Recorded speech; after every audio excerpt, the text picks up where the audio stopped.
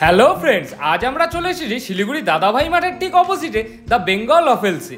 আর শিলিগুড়ির বাঙালি হয়ে দ্য বেঙ্গল ওয়াফেলসে খাবো না তা কি হতে পারে? ওয়াফেলস তো আমরা শিলিগুড়ির অনেক জায়গায় ট্রাই করেছি, কোথাও দাম বেশি আবার কোথাও টেস্ট তেমন ভালো লাগেনি, কিন্তু এখানকার ওয়াফেলস দাম অনুযায়ী খুবই ভালো। এখানে প্রথমেই আমরা নিয়ে নিয়েছিলাম অরেও ওভারলোডেড স্টিক ওয়াফেল, আর এখানে ওয়াফেল কিন্তু শুরু হয়ে যাচ্ছে মাত্র 50 টাকা থেকে।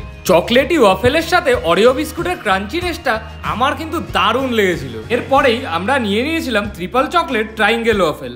যেহেতু এর নাম ট্রিপল চকলেট, তাই এখানে নর্মাল চকলেটের সাথে সাথে ডার্ক চকলেট আর হোয়াইট চকলেট ইউজ করা হয়, আর তার সাথে দেওয়া হয় চকো চিপস।